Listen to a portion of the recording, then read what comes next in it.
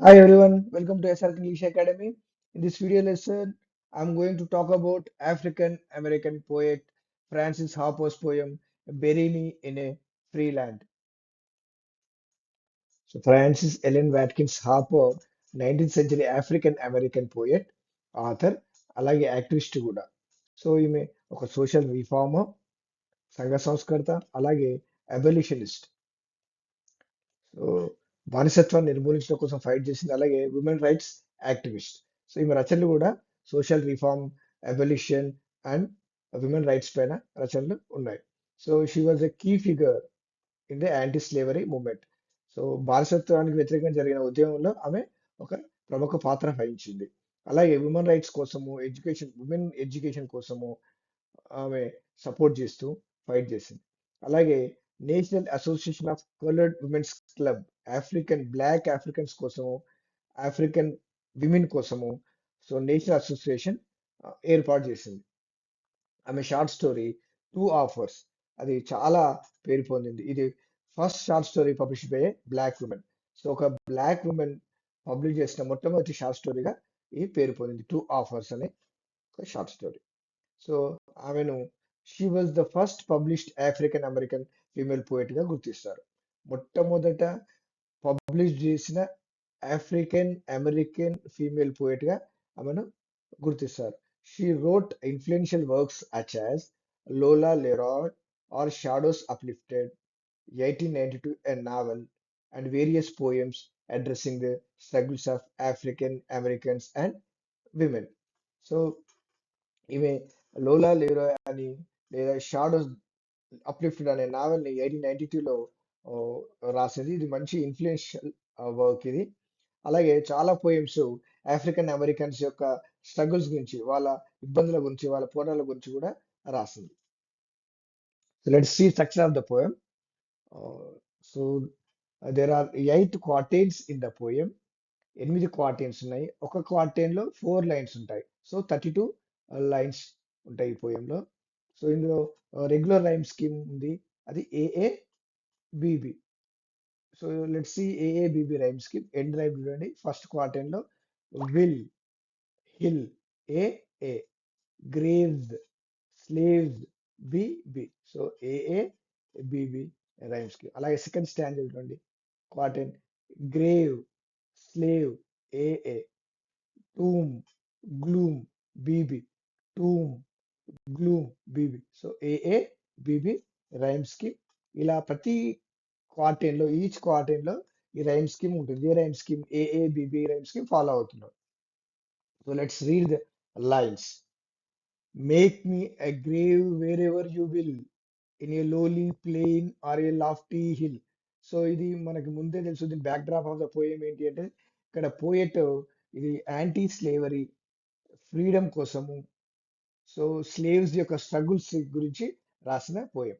So ఇందులో poet చనిపోయిన తర్వాత తన యొక్క గ్రేవ్ ని, తన యొక్క టూమ్ ని ఎక్కడ ఉంచమంటుంది? వేరెవర్ యూ విల్, మీరు ఎక్కడైనా ఉంచండి. అది లోలీ ప్లేన్ కావచ్చు, అంటే అది మైదాన ప్రాంతంలో, కింది మైదాన ప్రాంతంలో కావచ్చు, లేదా లాఫ్టీ హిల్. లాఫ్టీ అంటే ఎత్తైన, ఎత్తైన పర్వతం పైన కానీ, ఎత్తైన కొండ పైన కానీ కావచ్చు. So she doesn't bother. Make it among earth's humblest graves. కానీ అది సింప్లెస్ట్ గ్రేవ్ గా ఉండాలి. సో అది సింప్లెస్ట్ గ్రేవ్ గా ఉన్నా పర్వాలేదు. అది ఒక గ్రాండ్ టూమ్ కానవసరం లేదు. అదొక మోడెస్ట్ గ్రేవ్ ఉండాలి. కానీ but in a land where men are slaves. So ఎక్కడైతే బానిసలుగా లేరో ఆ ప్రాంతంలోనే నా గ్రేవ్ ఉండాలని ఆమె కోరుకుంటుంది. ఎక్కడైతే బానిసత్వం లేదో ఆ ప్రదేశంలో తన్ను పాతి పెట్టాలి, తను బెరీ చేయాలి అని కోరుతుంది. అది డిజైర్ అది. So she express a desire for a humble resting place. So whether in a plain or in a hill, among the simplest of graves. So ఇక్కడ ఆమె she want to be buried in a modest grave in a free land, not in a grand tomb, in a place where people are not free, where people are slaves. ఎక్కడైతే ప్రజలు బానిసలుగా ఉన్నారో అక్కడ తనను పాతి పెట్టొద్దని కోరుకుంటుంది. So second quatrain, I could not rest if around my grave heard the steps of a trembling slave.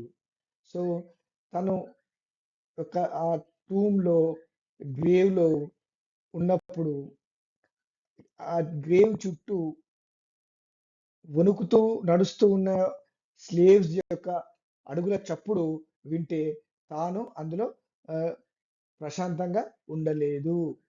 అంటే చనిపోయిన తర్వాత కూడా ఈ పోయెట్ స్పీకర్ ఈ స్లేవరీకి అగనిస్ట్ గా అప్రెషన్ కి అగనిస్ట్ గా so even in death and rejection of oppression and injustice మనం చూస్తున్నాం. So the speaker wants freedom and dignity. His shadow above my silent tomb would make it a place of fearful gloom. So, his ఎవరు slaves యొక్క shadow ఆమె tomb పైన ఉంటే ఆమె ప్రశాంతంగా ఉండలేదు. దానివల్ల ఏమవుతుంది? Would make it a place of fearful gloom. ఆ ప్రదేశం అంతా కూడా ఒక డార్క్నెస్ తోటి అలాగే బాధాకరమైన ఆ, వాతావరణం తోటి నిండిపోతుందని చెప్తా ఉంది. సో అందుకే తనను ఎ- ఎక్కడ బలి చేయమంటుంది? But not in a land where men are slaves. ఎక్కడైతే ఫ్రీడమ్ ఉంటుందో, ఎక్కడైతే స్లేవ్స్ లేరో ఆ ప్రదేశంలో తన గ్రేవ్ ఉండాలని, తనను పాతి పెట్టాలని కోరుకుంటుంది. సో ఈ లైన్స్ లో పోయెట్ తన ఇంటెన్స్ ఇమోషనల్ డిస్ట్రెస్ ని అలాగే స్లేవరీ యొక్క బ్రుటాలిటీని, క్రూరత్వాన్ని మనకి హైలైట్ చేస్తా ఉంది.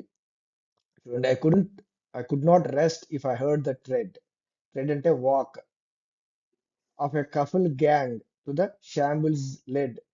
కఫల్ గ్యాంగ్ అంటే ఇక్కడ గ్రూప్ ఆఫ్ ప్రిజనర్స్, వీళ్ళు స్లేవ్స్ ని చైన్స్ ద్వారా బంధించి ఒకే లైన్ లో బంధించి వాళ్ళని తీసుకువెళ్ళేది. అటువంటి వాళ్ళని కఫిల్ గ్యాంగ్ అంటారు. వాళ్ళను చైన్స్ ద్వారా మనుషుల్ని, స్లేవ్స్ ని బంధించి వాళ్ళని ఒక చోటు నుండి ఒక చోటుకి తీసుకెళ్ళడం, ట్రాన్స్పోర్ట్ చేయడం. సో ఇది షాంబిల్స్ లెడ్. షాంబిల్ అంటే state of total disorder. So chaos అంతా గద్దరగోళంగా.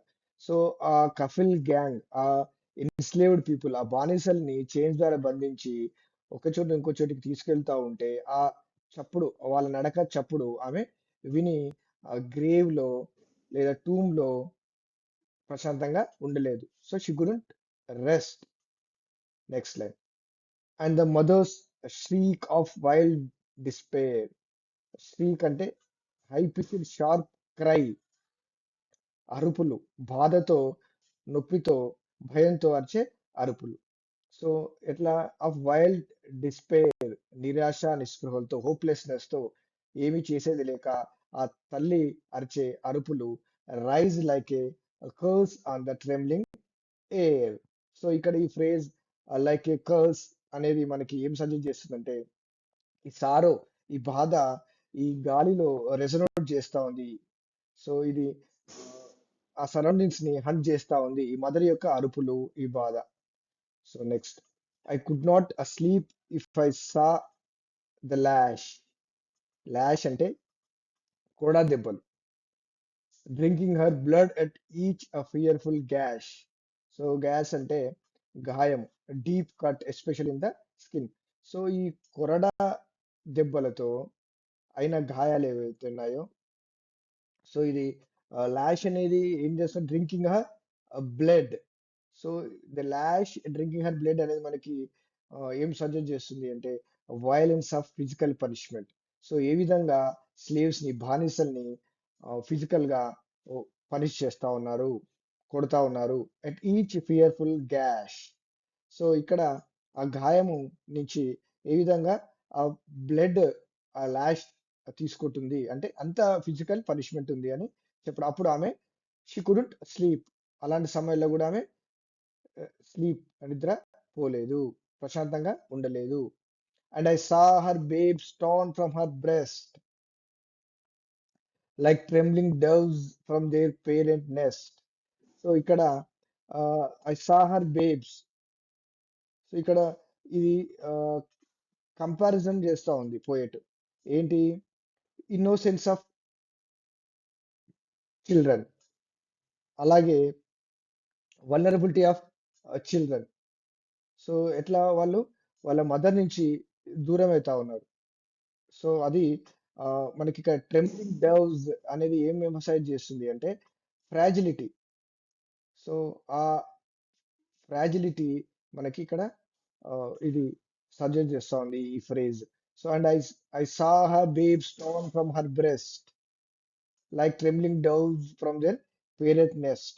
సో ఎట్లయితే ఆ పిల్లలు ఆ తల్లి గర్భం నుంచి అంటే తల్లి నుంచి ఎలా విధంగా దూరం అవుతున్నారంటే ఆ గూటి నుండి ఈ పావురాలు డవ్స్ వణుకుతూ ఎట్లా దూరం అవుతున్నాయో అదే విధంగా ఈ ఆ, తల్లి నుండి పిల్లలు కూడా వేరవుతున్నారు. Saw her babes torn from her breast. So ఇది brutal and heart breaking separation అన్నమాట. సో దాన్ని ఈ ట్రెండింగ్ డవ్స్ తో కంపేర్ చేశారు. I'd shudder and start if I heard the bay of bloodhounds seizing their human prey. So ఈ blood hounds వేట కుక్కలు ఎప్పుడైతే ఆ మనుషుని వేటాడము ఎరను వేటాడము చేస్తున్నాయో అప్పుడు ఆ బ్లడ్ హౌండ్స్ ఆ వేట కుక్కల యొక్క అరుపులు కేకలు లాంగ్ డీప్ క్రై అనేది ఆమె వింటే ఆమె ఒళ్ళంతా కూడా కంపించిపోతుంది. షడర్ భయంతో వనకడము భయంతో కంపించిపోవడము. And I heard the captive plead in vain. So captive అంటే బందీ. ఎప్పుడైతే ఆ బందీ ఆ బానిస తనను ఆ, వదిలేయాలని వేడుకున్నాడో అది వృధా అయినప్పుడు ఇన్ వెయిన్ అంటే వృధా. As they bound fresh his galling chain ఆ బానిసల్ని ఆ చైన్స్ లో మళ్ళీ తిరిగి బంధించినప్పుడు.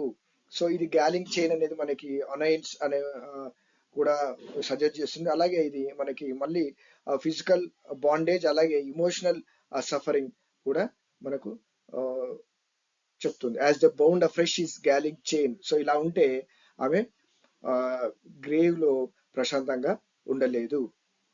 సో ఇక్కడ captive plead in vain.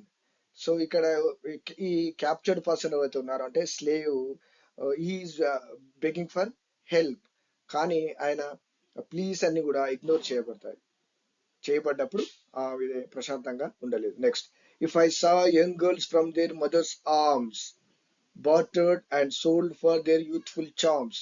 So ఒకవేళ స్పీకర్ ఈ యంగ్ గర్ల్స్ వాళ్ళ మదర్స్ నుండి దూరంగా తీసుకెళ్ళబడితే అంటే అమ్మివేయబడితే లేదా మార్పిడి చేయబడితే సో వాళ్ళ యూత్ఫుల్ చార్మ్స్ కోసం అంటే సెక్సువల్ ఫేవర్స్ కోసము సెక్సువల్ డిజైర్స్ తీర్చడానికి వేరే వాళ్ళకి అమ్మివేస్తే అప్పుడు my eye would flash with a mournful flame. So ఆమె కళ్ళు ఆ బాధతో మోన్ఫుల్ ఫ్లేమ్ ఆ బాధతో my death paled cheek grow red with shame. So ఇక్కడ మనకి ఫ్రేజ్ డెత్ పేల్డ్ చీక్ అంటే ఇది ఆ, ఇట్లా pale from grief or horror. So చాలా వాడిపోయింది ఈ భయంతో ఈ బాధతో.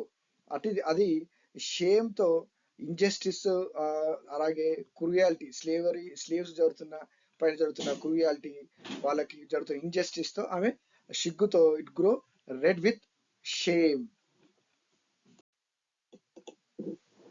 I would sleep, dear friends, where bloated might can rob no man of his dearest right. So ఈ లైన్స్ లో మనకి స్పీకర్ ఇక్కడ తను she wishes to be late to rest in a place. A place లో ఆమె grave ఉంచాలనుకుంటుంది, తను berry అంటుంది అంటే ఎక్కడైతే పవర్ బ్లోటెడ్ మైట్ అంటే ఇక్కడ power excessive power corrupted power. So nothing but year white masters. So వాళ్ళు ఈ స్లేవ్స్ యొక్క ఏ వ్యక్తి యొక్క అయినా డియరెస్ట్ రైట్ వాళ్ళ యొక్క హక్కుల్ని దొంగిలించకుండా ఉన్న ప్లేస్ లో మాత్రమే తనను బెరీ చేయమని పాతి పెట్టమని చెప్తా ఉంది. సో అట్లా ఇక్కడ ఈ డియరెస్ట్ రైట్ అనేది ఒక fundamental right to freedom. So ఎక్కడైతే ఫ్రీడమ్ ఉంటుందో అక్కడే తనను ఉంచబడుతుంది చనిపోయిన తర్వాత after death. My rest shall be calm in any grave where none can call his brother a slave.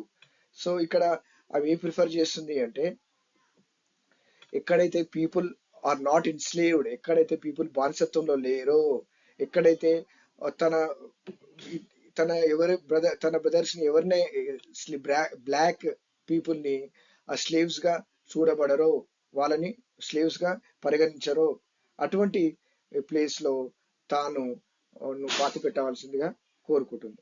So ఇక్కడ ఏం ఎంఫసైజ్ చేస్తుందంటే, none can call his brother a slave అంటే, సో ఇది a slavery where everyone is treated as equal and free, black and white are equal ఆ ఉన్న place లోనే తను bury చేయమని అడుగుతుంది. Next, I ask no monument proud and high to arrest the gaze of the passers by.